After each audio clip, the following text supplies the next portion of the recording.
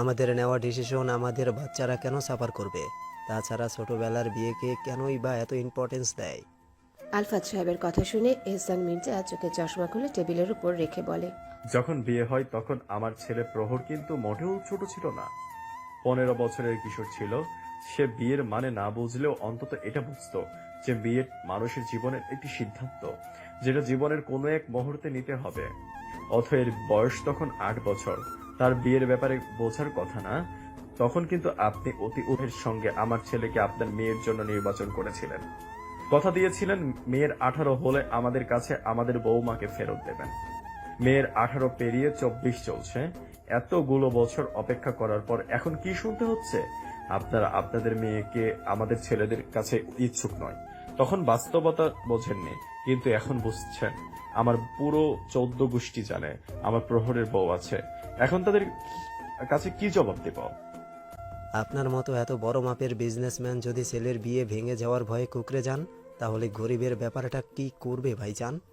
প্রহর যদি বিয়ে করতে চায়, এমন হাজার খানেক মেয়ে এক চুটকি বাজালে পেয়ে যাবেন। আমি আমার ছেলের জন্য বউ খুঁজতে যাব কেন? বিয়ে করেছে না অধৈকে? অধৈ আমার প্রহরের স্ত্রী। অথই প্রহরকে পছন্দ করে না। কেন? ভ্রুকুচকে প্রশ্ন করল এহসান। আলফাজ কফির মগে চুমুক দিয়ে হিমানি এবং প্রহরের মাঝে ঘটে যাওয়া ঘটনাটা শেয়ার করলো। সবটা শোনার পর এহসান বিব্রত অবস্থায় বলল, অথয়ের কথা বিশ্বাস করছেন আপনারা? হয়তো অথয় প্রহরের কাছে, আপনাদের কাছে মিথ্যা কথা বলছে। প্রহরের অফিসে কি ঘটেছে তা অথয় জানবে কি করে? কারণ অথই প্রহরের অফিসে চাকরি করছে। আলফাজের কথাই দমে যায় এহসান। এহসান মির্জার মিলিয়ে যাওয়া মুখটায় হতাশার ছাপ স্পষ্ট দেখতে পেল আলফাজ। চেয়ার ছেড়ে উঠে দাঁড়ালো আলফাজ। তারপর এহসান মির্জাকে উদ্দেশ্য করে বলল, আমার মেয়ের মনে আপনার ছেলের জন্য পজিটিভ থিঙ্কিং নেই। বিয়ের মতো একটা ব্যাপার নিয়ে আমি বা অথই কম্প্রোমাইজ করতে চাই না।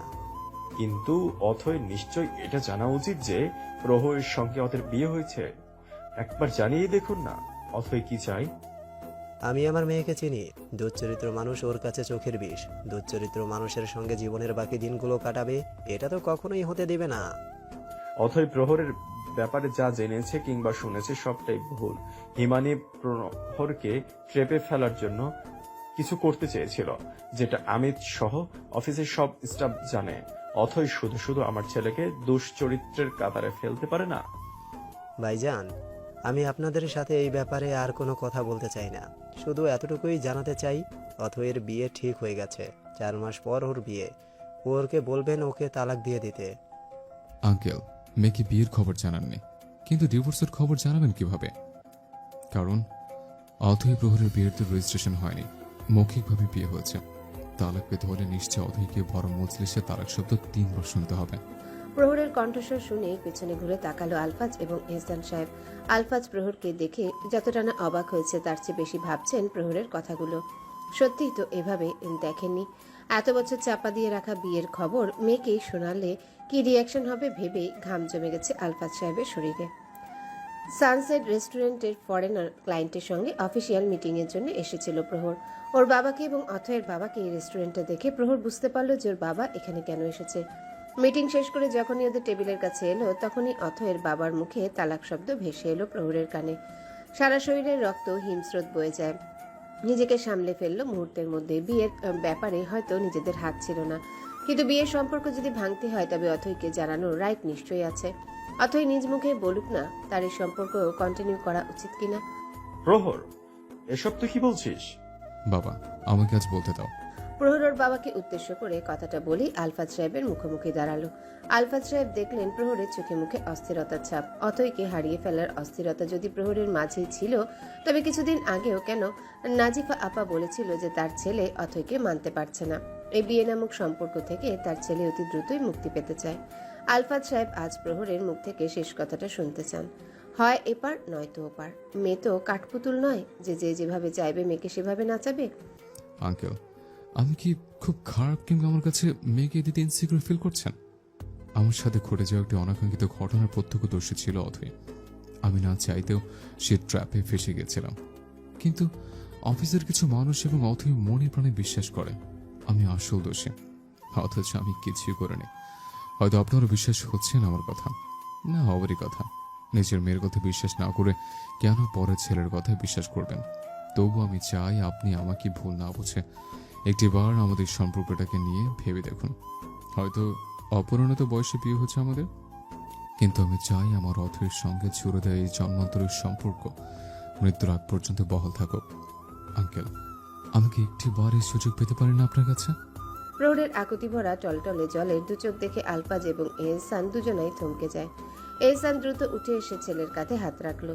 প্রহর ওর বাবার দিকে তাকিয়ে মলিন হেসে বলল, বাবা, আমি চাই আমার স্ত্রী আমার কাছে ফিরে আসুক।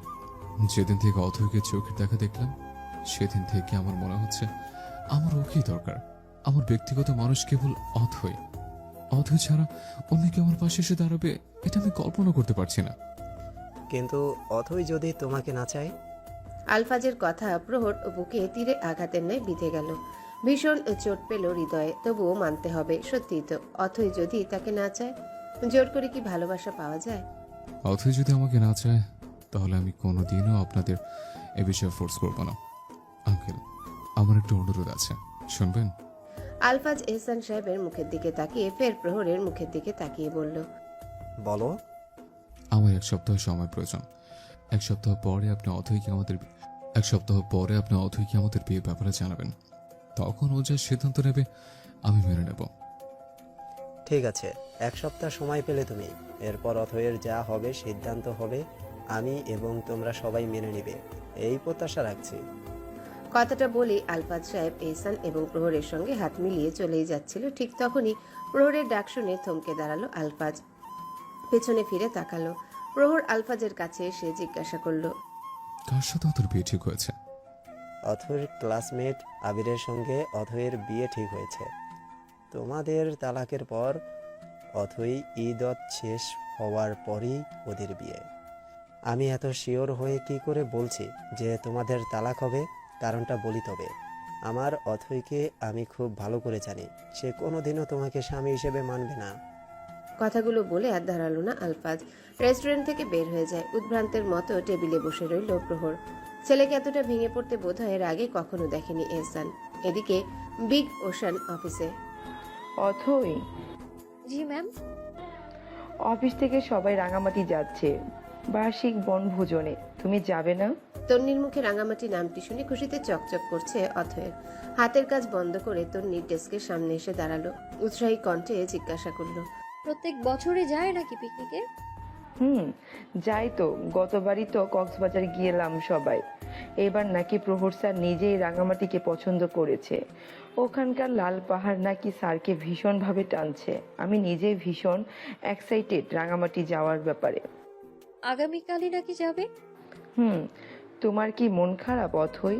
তন্নি অথয়ের মুখের দিকে তাকিয়ে বুঝতে পারল যে অথয়ের মন কোনো কারণে ভালো নেই। অথয় যেন এই ক্ষণের অপেক্ষায় ছিল। ম্যাম, যারা ট্রেনিং এ আছে তারা কি যেতে পারবে না? অবশ্যই যেতে পারবে। কেন, কি হয়েছে? আমি তো ভেবেছি ট্রেনিং এ যারা আছে তারা যেতে পারবে না হয়তো, তাহলে আমি যেতে পারবো, তাই না? অফকোর্স যেতে পারবে। যেতে হলে কি কি ফর্মালিটিস পূরণ করতে হবে? লিস্টে তোমার নাম চেক ইন করাবে, ব্যাস। বাকি কাজ ম্যানেজিং কমিটি। তুমি শুধু আগামীকাল সময় মতো রাত 11টায় পৌঁছে যাবে অফিসের সামনে। এত রাতে রওনা দেবো কেন? আরে ঢাকা থেকে রাঙামাটি পৌঁছাতে অনেক সময় লাগে, তাই রাতেই রওনা হবে। সকালের মধ্যে পৌঁছে যাব, তারপর সারাদিন ঘোরাঘুরি, সন্ধ্যায় আবার ঢাকার উদ্দেশ্যে রওনা দেবে। আমার তো রাঙামাটিতে যাওয়ার আনন্দে গা কাঁপুনি দিচ্ছে। লাল পাহাড়ের দেশে যাব, উফ। এতদিনে আমার মনের আশাটা পূরণ হবে। প্রহর স্যার একটা ধন্যবাদ তো ডিজার্ভ করে আমার কাছ থেকে। আগামীকাল দেখা হলে ধন্যবাদ জানিয়ে দেব। অথয়ের কথায় হেসে নিজের কাজে মনোযোগ দিল তন্নি। অথই নিজেও কাজে মনোযোগ দিল, কারণ হাতের কাজ দ্রুত শেষ করতে হবে। অফিস আওয়ার শেষ হলে খুব দ্রুত মার্কেটে যেতে হবে, শাড়ি কেনা লাগবে তো। অফিসে বসে থাকা অথই আনন্দে আত্মহারা। সে জানল না অবধি একই আকাশের নিচে ঢাকার এক অভিজাত রেস্টুরেন্টের কোণার চেয়ারে বিষণ্ণ ভগ্ন হৃদয় নিয়ে বসে আছে প্রহর। সে জানে না যাকে নিয়ে তার জীবনের বাকি পরিকল্পনা সে আদতেও তার হবে কিনা। যার একটি কথার মূলে হাজারটা ডিল হয়, যার একটি সাইনে কত কোম্পানির ভাগ্য খুলেছে, সেই প্রহর মির্জার জীবন কিনা আটকে গেছে অথয়ের হ্যাঁ কিংবা নাতে। প্রহর হয়তো আলফাজের সামনে খুব সহজে বলে ফেলেছে অথই যা বলবে তাই করবে, কিন্তু আসলে কি প্রহর পারবে? মোটেও না। তার তো এখন ইচ্ছা করছে আবিরের নাক ফাটিয়ে দিয়ে আসতে, প্রহর মির্জার স্ত্রীকে বিয়ে করার শখ আজন্মের জন্য ঘুচিয়ে দিয়ে আসতে। কত বড় সর্বনাশ করতে চাইছে প্রহরের ওই বেটা আবির। অথই অফিস শেষে বাড়িতে ফিরল না, মার্কেটের উদ্দেশ্যে রওনা হয়। পথিমধ্যে আবিরের সঙ্গে দেখাও হলো। অথইকে দেখে আবির নিজেই এগিয়ে এসে বলল, কোথায় যাচ্ছিস? কোথায় যাচ্ছ?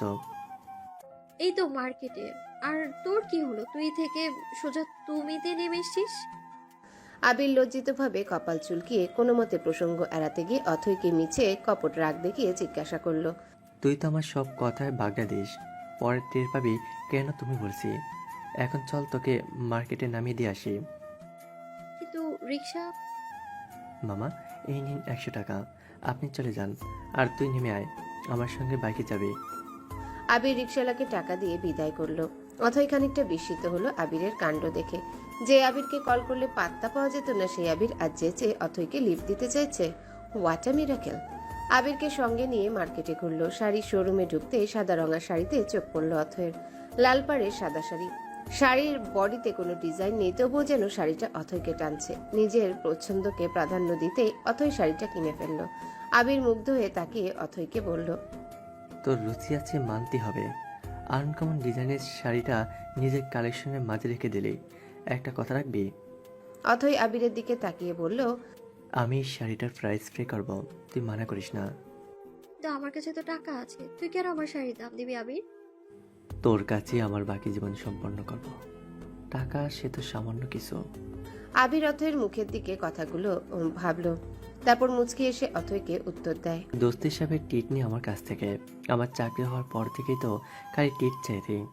আজ সময় এসে গেছে, তুই তোর টিট বুঝে নে, আর আমিও তোর আনন্দে আনন্দিত হই। অথই আর মানা করলো না। আবির অথয়ের শাড়ির বিল দিয়ে বের হলো। অথই পেছনে ছিল। শোরুম থেকে বের হওয়ার সময় বেখেয়ালি হয়ে কারোর সঙ্গে ধাক্কা খেয়ে পড়েই যাচ্ছিল, কিন্তু সময় মতো আঁকড়ে ধরায় অথই বেঁচে যায়। আবির দৌড়ে এলো। অথই ভয়ে ভয়ে চোখ খুলল। কারো বাহু জোরে আটকা পড়েছে, মানুষটা তাকিয়ে আছে। অথইকে খুব সাবধানে দাঁড় করিয়ে সর্বপ্রথম জিজ্ঞাসা করলো, আরে ওকে অতই, ইয়েস আই এম। তুই ঠিক আছিস অতই? আমি ঠিক আছি আবির। আবির নামটা শুনে প্রহর ভ্রু কুচকে ফেললো। তার মানে অথয়ের পাশে দাঁড়িয়ে থাকা মানুষটা আবির, যে কিনা অথয়কে তার জীবন থেকে ছিনিয়ে নিতে এসেছে। প্রহরের কপালের দুপাশে শিরা ফুলে উঠেছে। রাগ চেপে রাখার অক্লান্ত চেষ্টা চালাচ্ছে, কিন্তু রাগ চেপে রাখতে পারছে না। ঠিক তখনই প্রহরের মনে পড়ল ওর মায়ের বলা কিছু কথা। হযরত মুহাম্মদ সাল্লাল্লাহু আলাইহি সাল্লাম বলেছেন, যখনই ভীষণ রাগ হবে ঠিক তখনই এই দোয়া পড়তে হবে, আউযু বিল্লাহি মিনাশ শাইতানির রাজিম। অর্থ, আমি আল্লাহর কাছে আশ্রয় চাইছি অভিশপ্ত শয়তান থেকে। বুখারী, তিরমিজি। এমন সময় ভেতরে ভেতরে নিজের রাগ কমানোর চেষ্টারত প্রহরকে অথই প্রশ্ন করল, স্যার আপনি এখানে? শহরে কিনতে এসেছিলাম। কথাটা বলে খুব স্বাভাবিকভাবে উত্তর দেয় প্রহর, আর চোখে আবিরকে দেখছিল বারবার। আবির অথইকে চোখে হারাচ্ছে, আর এই দৃশ্য প্রহরের মোটেও সহ্য হচ্ছে না। রাগ কমছে বই আরো বেড়ে যাচ্ছে। বাসায় ফিরতে হবে অতই, চল তোকে বাসের সামনে নামিয়ে দিয়ে আসি। Mister Abir, if you don't mind, আমি অথৈকে ওর বাসায় পৌঁছে দিয়ে আসতে পারি? কারণ ওর বাসায় যাচ্ছিলাম আমি। যেহেতু দেখা হয়ে গেছে, তাহলে আলাদা না গিয়ে একসাথেই ফিরে যায়। প্রহরের কথা শুনে আবির এবং অথই দুজনেই অবাক হলো। অথই মনে মনে চাইছে প্রহরের সঙ্গে যেন ওর যেতে না হয়, আর আবিরও ঠিক তেমনটাই চাইছে। কদিন বাদেই যার সঙ্গে বিয়ে, তাকে কি করে পরপুরুষের সঙ্গে যেতে দেওয়া যায়। প্রহর অথয়ের দিকে তাকিয়ে আছে। ঠিক তখনই অথয়ের মোবাইলে কল এলো। অথয় ব্যাগ থেকে মোবাইল বের করে দেখলো ওর মা কল করেছে। অথয় এক্সকিউজ মি বলে একপাশে গিয়ে কল রিসিভ করলো। হ্যালো? হ্যালো অথই, তোর নাজিফ আন্টি কল করেছিল, বললো প্রহর নাকি আমাদের বাসায় আসবে কিছুক্ষণের মধ্যে। তুই একটু তাড়াতাড়ি ফিরে আসিস। আর শাড়ি কেনা হয়েছে তো? মা, শাড়ি কেনা হয়েছে। প্রফেসরের সঙ্গে মার্কেটে দেখা হয়ে গেল। উনি আমায় বলছে ওনার সঙ্গে যেন আমি বাড়িতে ফিরি। এদিকে আবির তো আমার সঙ্গে থেকে আগে থেকেই ছিল। আবিরকে কিভাবে না করি বলো তো? আর প্রহর স্যারকে কিভাবে মানা করি সেটা তো বলো। আবির তোর সঙ্গে?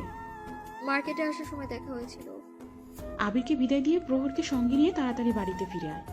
আমি এবং তোর আব্বু তোর জন্য অপেক্ষা করছি। কিন্তু মা, আবির। আমি কি বলেছি শুনতে পেয়েছিস? সাবিনা রাগান্বিত সুরে জবাব দেয়। অথয় এবার ভয় পেয়ে ওর মাকে আশ্বস্ত করার জন্য বলল, শুনেছি। তাহলে বাড়িতে ফিরে আয়।